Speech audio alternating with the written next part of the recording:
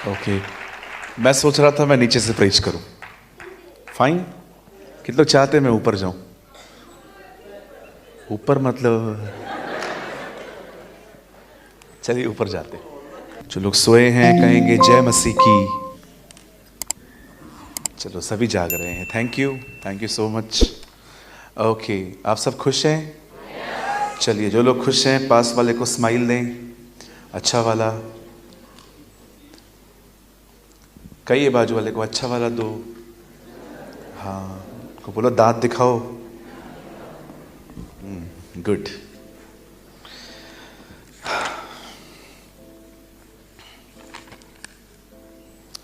कल आप में से कितने लोग यहाँ थे शाम को? अब ब्लेस्ड हुए? Right, come up higher. अब पहले से ऊंचा उठना है। Right, okay. चलिए, आपको एक काम करना है। अगर आप अपने पास वाले को जानते हैं तो कम ऑन उसका हाथ पकड़िए। अगर आप जानते हैं तो हाँ, तो अब उन्हें कहिए, आज परमेश्वर आपसे कुछ बात करेंगे और वो आप तब सुन सकते हैं जब आप ध्यान देंगे। आमीन। कहा आपने? चलिए, थैंक यू सो मच। अब इतनी ठंड में हम सब इकट्ठे हुए हैं और मैं विश्वास करता हूँ आज प्रभु आपसे बात करेंगे। आमीन। क्या हम सब मिलके प्रभु यीशु के लिए एक जोरदार ताली बजा सकते हैं? For Jesus.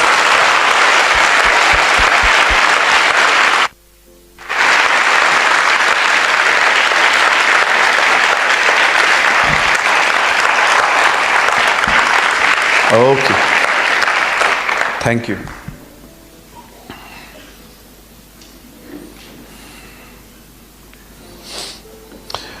ब्रदर ने कहा मोबाइल आधा संसार है।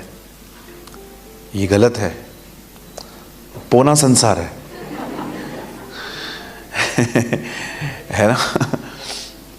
जरा सोचिए, मैं ये हमेशा कहता हूं, जरा आपसे भी पूछ लेते हैं। जरा सोचिए, अगर इज़राइल के लोगों को लाल समुंदर पार करते समय अगर फोन होता तो क्या होता? कहिए मेरे पीछे, वो लोग आज तक क्रॉस नहीं कर पाते। One photo with Moses, one family photo with Moses. फिरौन आ जाता, फिरौन को उसको बोलते मरते मरते तू भी एक फोटो खिंचवा ले हमारे साथ, मेमोरी रहेगी कि तूने मरने से पहले मेरे साथ फोटो निकाली थी। फोन प्रॉब्लम नहीं है, फोन के वजह से लाइफ इम्बैलेंस हो रही है, वो प्रॉब्लम है। राइट, वो गलत है। हर चीज अपनी जगह पे होनी चाहिए, ठीक है? फोन गलत नहीं है, लेकिन भाई ये समझा रहे थे आपको। चलिए, फोन से स्टार्ट करते हैं आज थोड़ा। आइए, मैं चाहता हूं हम सब सामने देखिए। मैंने जो अपना पहला फोन खरीदा था वो बटन वाला फोन था। आई डोंट नो आप में से कितने लोग जानते हैं बटन वाला फोन। अभी आपको तो एंड्रॉयड है, मेरे पास बटन वाला फोन होता था। हाँ, एक भाई मुझे दिखा रहे हैं। Very good brother. मुझे पता है आप कितने टेम्पटेशन से बचे हुए रहते। वो जो फोन होता था ना, इतना मजबूत होता था, 7वें माले से फेंको फिर भी नहीं टूटता था। कभी कभी आपने देखा था हमारे बच्चों ने खाना खाते खाते फोन फेंक दिया, हम नीचे गए, पड़ा हुआ मिला और चालू था। और उस फोन के अंदर एक खासियत होती थी, 100 मैसेजेस आते थे ना, तो नया पाने के लिए पुराने डिलीट करने पड़ते थे। याद है किसी को?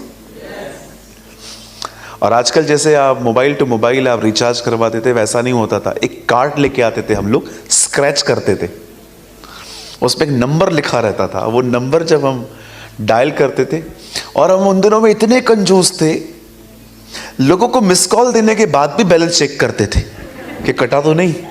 देख, कितने लोगों को याद है? फिर फोन आया, फिर ये एंड्रॉयड आए, आईफोन, फलाना ढिमका सब आए।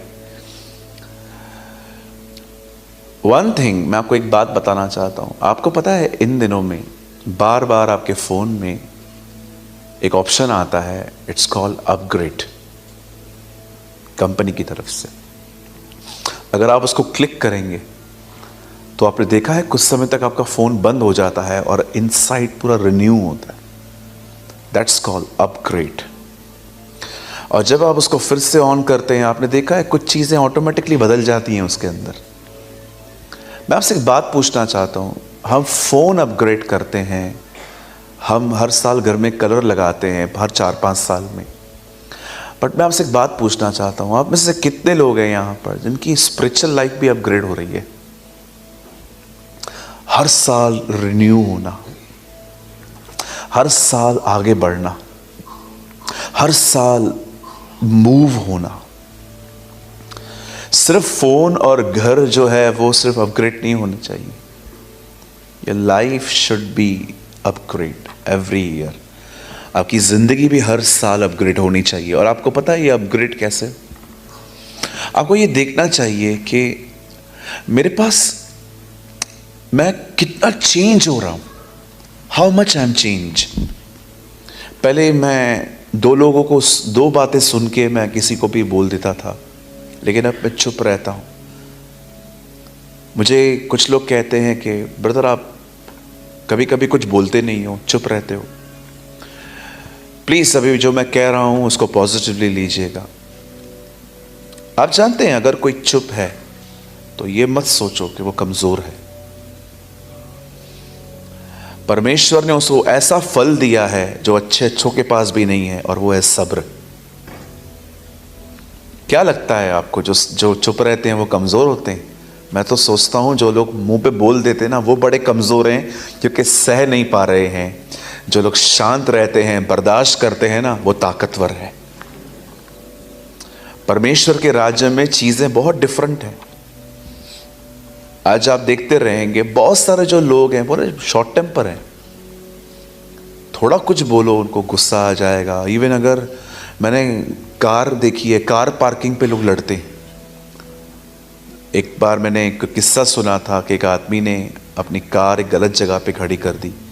एक आदमी ने गुस्से में उसके ग्लासेस तोड़ दिए। बॉम्बे में एक बार ऐसा हुआ था। या कभी कभी आप देखिए कोई किसी को कुछ बोल देता है और सडनली हम, और sometimes we are very rude. हाँ तो, हाँ तो, सी समटाइम्स हम इस तरह बोलते हैं। मैं आपसे एक बात पूछना चाहता हूं, क्या आपका स्पिरिचुअल लाइफ अपग्रेड हो रहा है, रिन्यू हो रहा है? क्या आपसे मिलने वाले लोग हर साल आपको ये बोलते हैं कि ब्रदर आप कहाँ जा रहे हो, आप बदलते जा रहे हो ब्रदर। पहले आप थिएटर में नहीं जाते थे, अभी आप टीवी नहीं देखते, अब तो हम देखते हैं कि आपका फ़ोन पे भी इतना ध्यान नहीं होता। क्या रीज़न है ब्रदर? तब आप उन्हें बता सकते हैं, God is changing my life. परमेश्वर मेरी ज़िंदगी बदल रहा है। आप हमेशा याद रखिए, परमेश्वर की महिमा ये इससे नहीं पता चलती how much knowledge you have, आपके पास कितना ज्ञान है। परमेश्वर की महिमा फलों से होती है। फल एक स्वभाव है। गलातियों में लिखी है ये बात। आत्मा के फल हैं प्रेम, आनंद, शांति, कृपा, भलाई, धीरज, विश्वास, नम्रता। आप देख सकते हैं, दैट्स कॉल्ड फ्रूट्स। यीशु ने कहा मेरे पिता को इससे महिमा मिलती है कि तुम फल लाओ, आपके पास फ्रूट्स हो। और फ्रूट्स हमेशा दाखलता से जुड़ने के बाद आते हैं। एक ब्रांच अगर उसको अलग कर दिया जाए उसमें कभी फ्रूट्स नहीं आ सकते। इवन आप किसी ब्रांच से पूछोगे आप में फ्रूट्स कैसे आते हैं, तो वो बोलेगी आई डोंट नो, मैं जस्ट दाखलता से कनेक्ट रहती हूँ, और ऑटोमेटिकली होता है ये सब। हालेलुया। कहिए मेरे पीछे, स्पिरिचुअल लाइफ, आत्मिक जिंदगी, खुदा के साथ मेरा संबंध रिन्यू होना चाहिए, अपग्रेड होना चाहिए।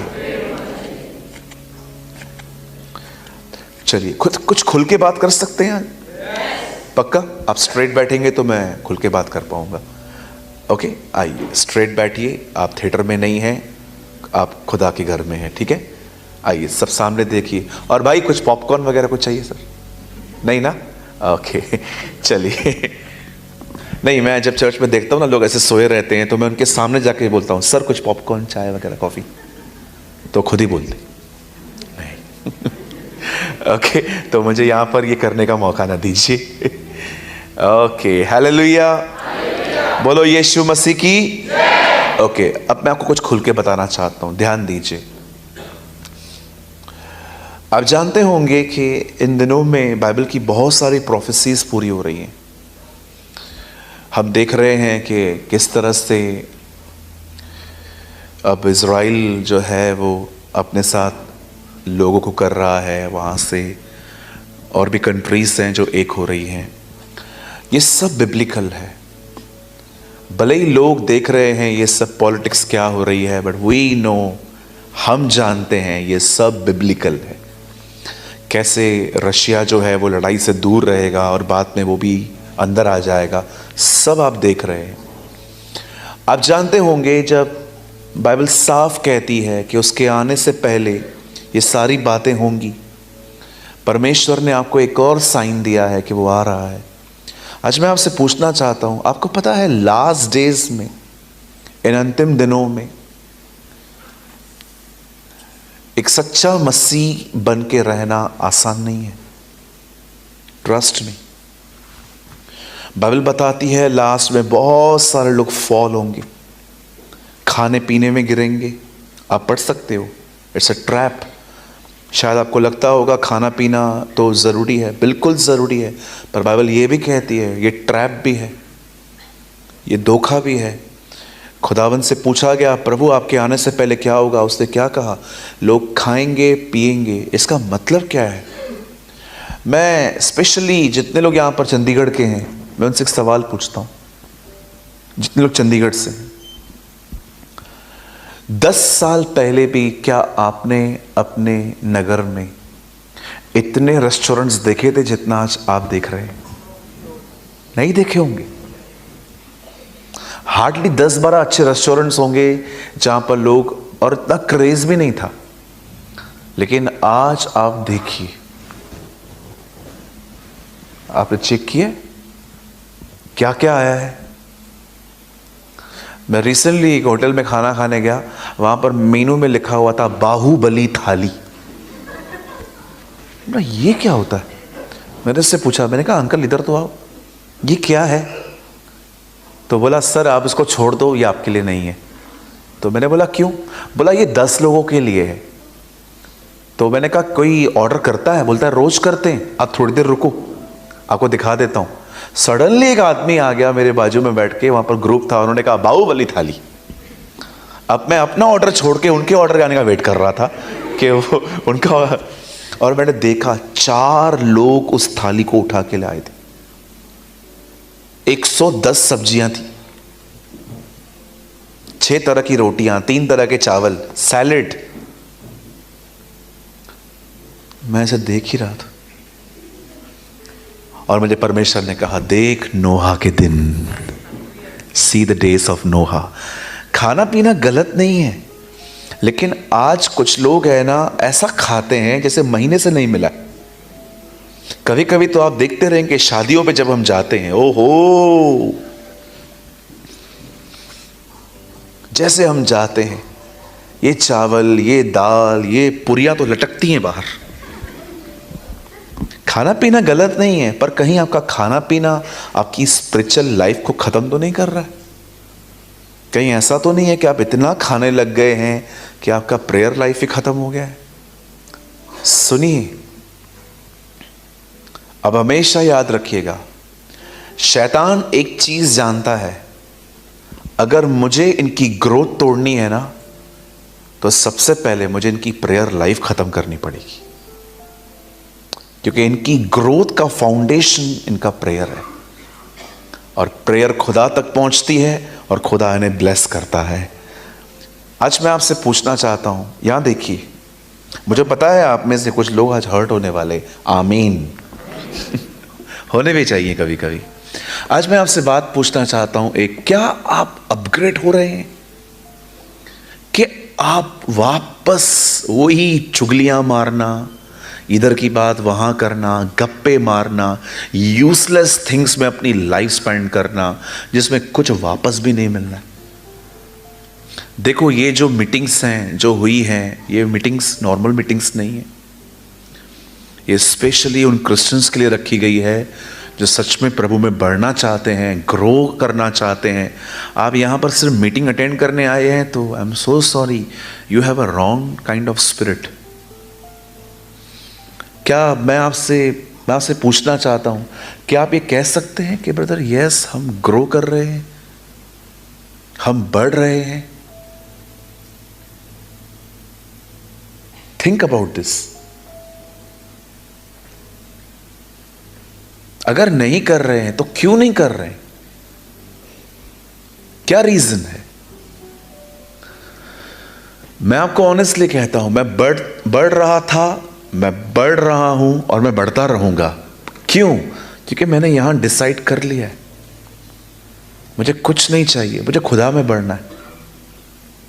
इवन आप बिलीव करिए, अगर आज तो मेरे पास सेवकाई है एक बहुत बड़ी, ट्रस्ट में अगर वो नहीं होती ना तो भी मुझे बढ़ना है। मैं हमेशा कहता हूं, मैं पहले दुआ इसीलिए करता था क्योंकि वो एक आज्ञा थी, लेकिन अब मैं दुआ इसलिए नहीं करता कि वो एक आज्ञा है, मैं वो इसलिए करता हूं क्योंकि अब वो मेरा नेचर है। इट्स माई नेचर, ये मेरा स्वभाव है। अब मुझे खुद को रिमाइंड नहीं करवाना पड़ता कि मुझे बढ़ना है। नो, मैं बढ़ूंगा क्योंकि इट्स माई नेचर। हालेलुया। कितने लोग कुछ समझ पा रहे हैं मैं क्या बोल रहा हूं? क्या आप समझ पा रहे हैं जो मैं बात कर रहा हूं?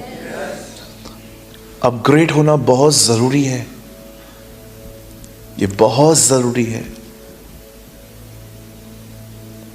और आज मैं आपके लिए ही मैंने खुदा से कुछ मांगा और उसने मुझे दिया।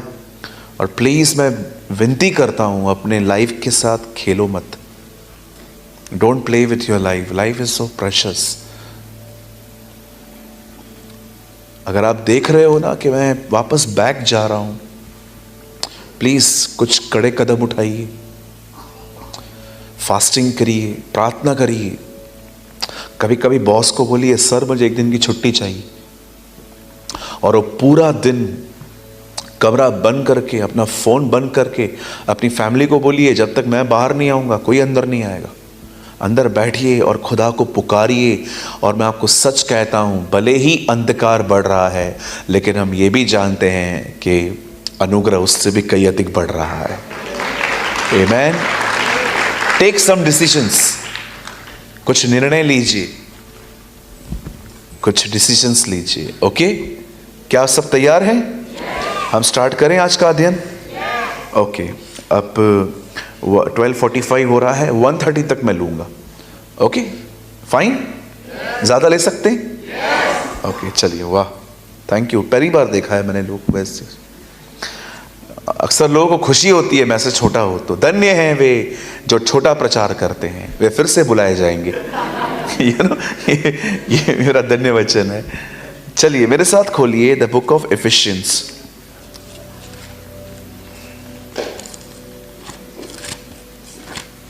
इफिसियों की किताब, उसका 5 अध्याय।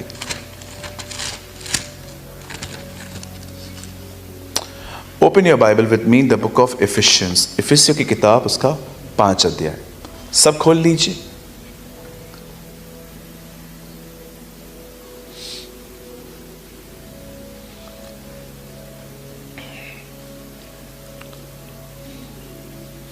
The book of Ephesians chapter 5, और मैं आपके लिए पढ़ता हूं 18 वचन। बड़े ध्यान से सुनिए। चलिए 3 गिनते ही हम सब एक साथ पढ़ेंगे। 1 2 3। दाखरस से मतवाले न बनो, क्योंकि इससे लुचपन होता है, पर आत्मा से परिपूर्ण होते जाओ। आमेन। आइए, मैं चाहता हूं आप सब सामने देखें, अब ध्यान दें। लिसन, बाइबल कहती है, खुदा का पाक कलाम कहता है, स्वर्ग में 2 सिंहासन हैं। कहिए 2, सेट 2, 2 सिंहासन है। वचन कहता है एक सिंहासन पर परमेश्वर बैठते हैं जिसको कहते हैं न्याय का सिंहासन, a throne of judgment. Okay, clear. और इसके बिल्कुल पास में एक और सिंहासन है जिसको हम कहते हैं अनुग्रह का सिंहासन। The Bible says the throne of grace, जहां पर उसका बेटा बैठता है। ठीक है, अब आपको लगता नहीं है यहां कुछ मिसिंग है? ये अब यहां एक चीज मिसिंग है, वो है पवित्र आत्मा का सिंहासन। अगर बाप का है तो बेटे का भी है, तो बेटे का है तो आत्मा का भी होना चाहिए ना। पर बाइबल बताती है वो नहीं है। आइए, मैं चाहता हूं अब अपना दाहिना हाथ उठाइए, कम ऑन, फास्ट। मेरे पीछे कहिए, पवित्र आत्मा का सिंहासन मैं हूं। यस, पवित्र आत्मा आप में रहता है, तो कौन इसका सिंहासन हुआ? आप। You are the throne of the Holy Spirit. आप पवित्र आत्मा का सिंहासन है। पवित्र आत्मा अब आप में रहता है। And don't be deceive. कभी कभी लोगों को यह समझ में नहीं आ पाता है कि क्या सच में पवित्र आत्मा मेरे पास है। आप में से कितने लोग हैं जो ये मानते हैं कि यीशु को छोड़ कोई प्रभु नहीं है? आप मानते हैं? ये विश्वास भी पवित्र आत्मा का है। Don't be confuse. कुछ लोग आपको कहेंगे, भाई आप अन्य भाषा नहीं बोलते हो तो आपके पास पवित्र आत्मा नहीं है। उन्हें कहिए, ब्रदर ये कहां लिखा है, मुझे बताओ। कभी भी है ना, लोगों से वाद विवाद मत किया करो। तू सही, मैं गलत, मैं गलत, तू सही। उन्हें सिर्फ इतना पूछ लिया करो, ये बाइबल में कहां है। हमने 25 सेलिब्रेट की जब भी चर्च के अंदर, तो एक दीदी ने मुझसे पूछा, भैया वो आपके चर्च में सेंटा क्लॉज नहीं आता है? मैंने अंदर में कहा, इतना मुश्किल से निकाला है उसको, वापस ये ले आ रही है। तो मैंने उनसे पूछा, मैंने कहा दीदी ये बाइबल में है?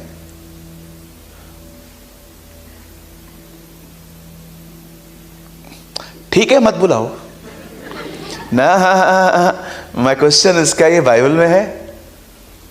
अभी कुछ लोग कहते हैं बचपन में बपतिस्मा हो गया मेरा, क्या ये बाइबल में है? नथिंग। मैं बहुत इज्जत करता हूं हमारी बहन मरियम की, पर क्या मरियम ने कहा कहां, आओ मुझसे बात करो, मुझसे प्रेयर करो, मैं अपने बेटे को बताऊंगी। मैं हमेशा अपने रोमन कैथलिक भाई बहनों को हमेशा एक बात कहता हूं, if you really love Mother Mary, अगर आप सच में मैरी से प्यार करते हो, तो वो जो कहती है वो करो, और वो कहती है जो मेरा बेटा कहता है वो करो। ऑलवेज।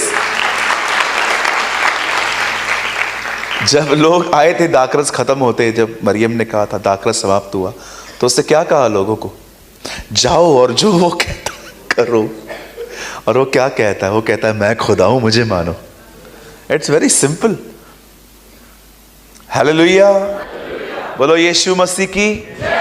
हमेशा ये देखना चाहिए कि क्या जो मैं कर रहा हूं वो बाइबल में है। अगर नहीं है तो मैं क्यों कर रहा हूं? Why I am following. समझ पा रहे हैं आप लोग?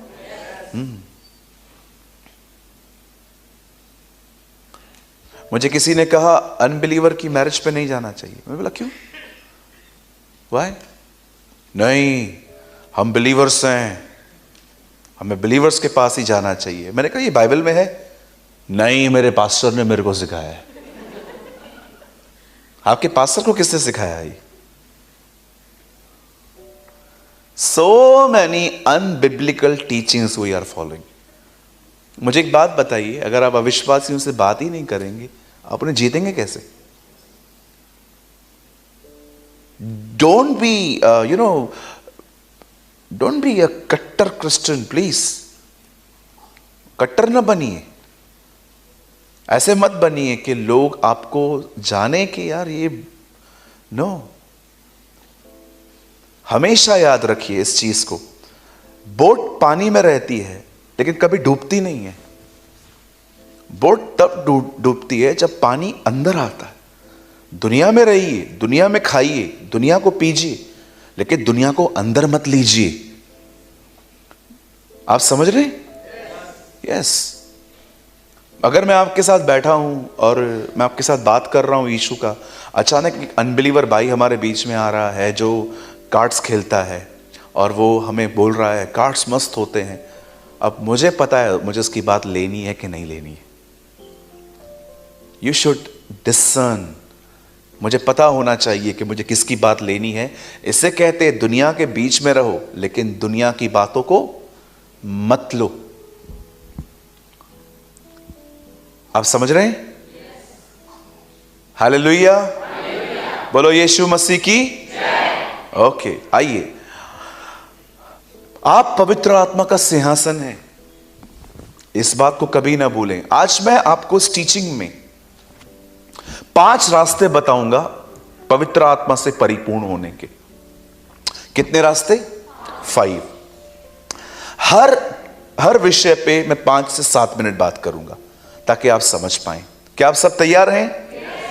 Okay, come on. पीछे वाले हाथ उठा के दिखाइए, आप तैयार हैं? ओके, चलिए हम एक काम करेंगे, खड़े हो जाएंगे सब। कम ऑन, आइए हम सब खड़े हो जाएंगे। चलो, दोनों हाथ ऊपर करो, पूरे ऊपर करो। ओ सुस्त भाई, पूरे ऊपर करना।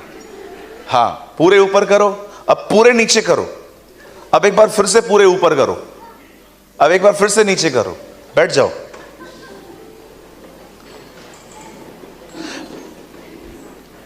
भैया आप ये सब क्यों करवाते हो? क्योंकि मुझे उल्टे मटके में पानी भरना अच्छा नहीं लगता। कभी कभी लोग इतने सेटल हो जाते हैं, हमें देखते रहते हैं। आपको पता है एक नई चीज कलीसिया में आई है।